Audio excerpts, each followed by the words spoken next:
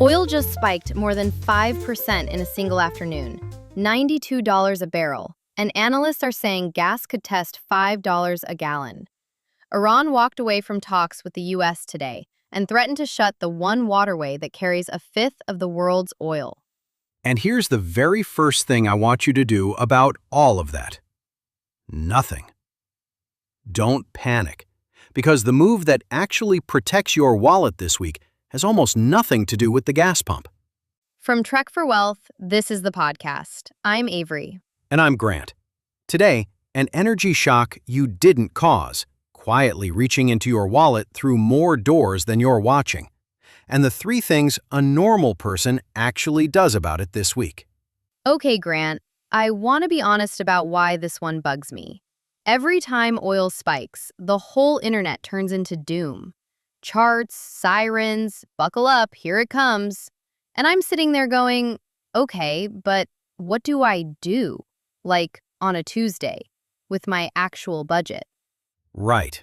And that's the gap we're filling today. The fear is free. Everybody's already selling you fear. What almost nobody hands you is the boring next sentence, the part where you actually do something. So that's the deal today. Every single thing we talk about lands on a move you can make. A playbook, not a panic. A playbook, not a panic. And here's the strange part. The best guide to today isn't a forecast. It's a canal that got blocked 70 years ago. The history of oil shocks is really the history of the doors you weren't watching. Let's get into it. Picture Britain, the winter of 1956. A man named Nasser, the president of Egypt, has just nationalized the Suez Canal. And at that moment, that one narrow stretch of water carries about 2/3 of the oil that Europe runs on. Britain and France actually invade to take it back. It backfires spectacularly. Egypt sinks ships right in the channel, and the whole canal slams shut for 5 months. So Europe's oil just stops. Drops 25–30% below what they need almost overnight. Tankers have to go the long way, all the way around the bottom of Africa, which costs more and takes weeks longer. And that December, for the first time since the Second World War, Britain brings back petrol rationing, actual coupons, to buy gas. Okay, that's the part anybody would expect. The gas part. Here's the part nobody expected. Open a British newspaper that January, and the headline isn't about petrol. It's about tea. Tea, sugar, milk, all getting more expensive, because the same ships that couldn't move oil cheaply couldn't move anything else cheaply either. And the cost of going the long way around Africa landed right in the grocery basket. Their tea got more expensive because of a canal in Egypt. A waterway most of them had never thought about for 1 second in their lives. And it quietly raised the price of their breakfast. Oh, and one more thing they noticed. The oil companies raised pump prices by more than their costs had actually gone up. Of course they did. Somebody always monetizes the panic. Hold on to that. It comes back at the end. And that's basically what's happening right now, just with a different waterway. The Strait of Hormuz. Same idea, bigger stakes. Roughly a fifth of the world's oil and a huge slice of its liquefied natural gas squeezes through a channel that, at its narrowest, is about 21 miles wide. Iran sits right on one side of it. When they threaten to close it, the entire world's energy supply holds its breath. So walk me through how that actually reaches my kitchen, because it is not obvious. It's a chain, and it's simple once you see it. Start with the rule of thumb economists use. Every $10 a barrel that crude goes up adds roughly 25 cents to a gallon of gas. That's basically just math. Crude oil is about half of what you pay at the pump. Okay, 25 cents. Annoying, but survivable. At the pump, sure. But oil isn't only gas. It's diesel. And diesel is what moves every truck, every train, every container ship hauling your groceries across the country. It's the fertilizer that grew the food. It's the plastic the food is wrapped in. So the pump price is the part you see. The part you don't see is that oil is a hidden cost input to almost everything on the shelf. So the bag of groceries goes up even if I never fill up my car. Even if you never drive again, it just shows up later and quieter with no sticker on it that says, "Oil did this." So one waterway you've never thought about just put a tax on your groceries, and nobody voted for it. That's exactly it. A tax with no vote and no name on the bill. And it lands about 3 weeks later as, everything's a little more expensive again. Okay, but you said the gas pump isn't even the real story. So what's the door I'm not watching? Your debt. This is the one almost everyone misses. So follow it with me. Higher oil means stickier inflation. Stickier inflation means the Federal Reserve can't cut interest rates, because if they cut into rising prices, they're pouring fuel on the fire. And when the Fed can't cut, Rates stay high. your mortgage rate stays high longer. Your car loan stays high longer. And that credit card balance you've been chipping away at, the interest rate on it doesn't budge. So the oil shock isn't only hitting my tank. It's the reason my credit card is still stuck at 24%. Stuck. And maybe for longer than you'd planned. We did a whole episode on the credit card trap and another on the household debt mountain. And this is the thread that ties them to a standoff on the other side of the planet. An energy shock you had nothing to do with reaches through the gas pump, yes, but it also reaches through your borrowing costs.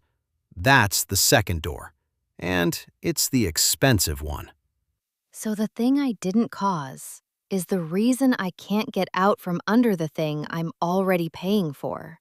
Which is exactly why we don't sit here trying to predict the war. We prepare for what it does to you. So let's actually do that. Okay, the playbook. And you promised me not one of these is go buy oil stocks. Correct. Chasing the energy trade after the headline already hit is exactly how regular people show up late and pay full price. These are 3 things you do this week, and they are boring on purpose. Move 1. Retime anything that was counting on rates falling. Meaning what, concretely?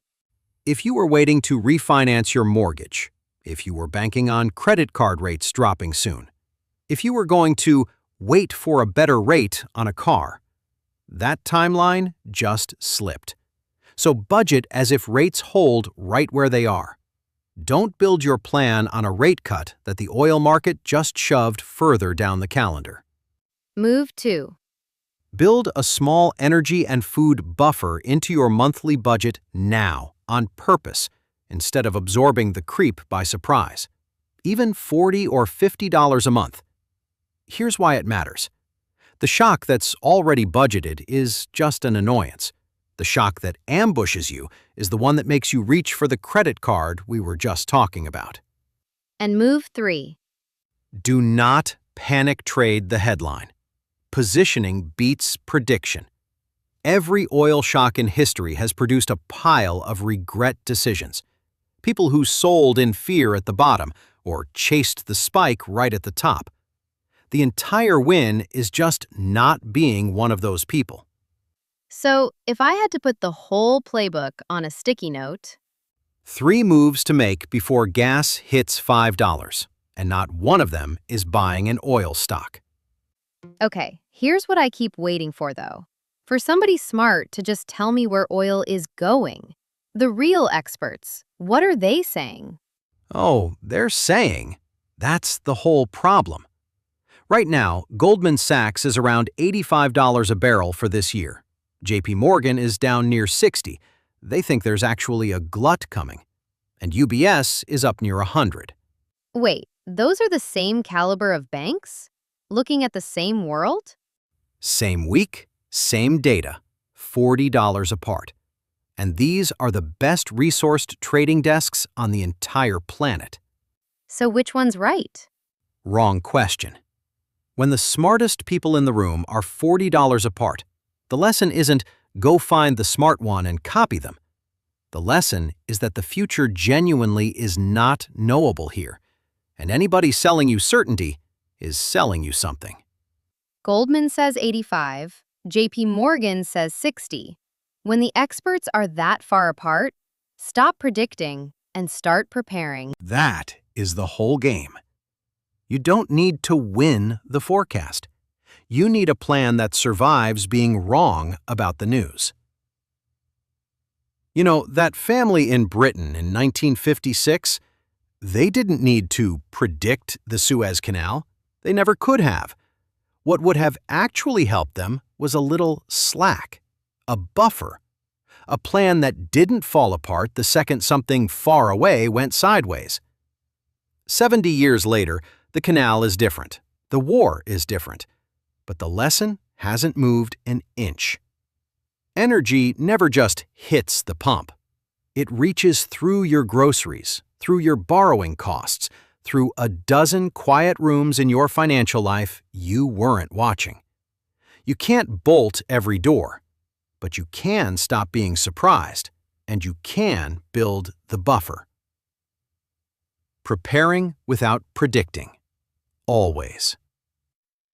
An energy shock you didn't cause, reaching into your wallet through more doors than the gas pump, and 3 moves you can make before Friday. That's the whole episode. And just so we're clear, none of this is personalized financial advice. It's the map. You walk the trail. That's Trek for Wealth. Keep trekking.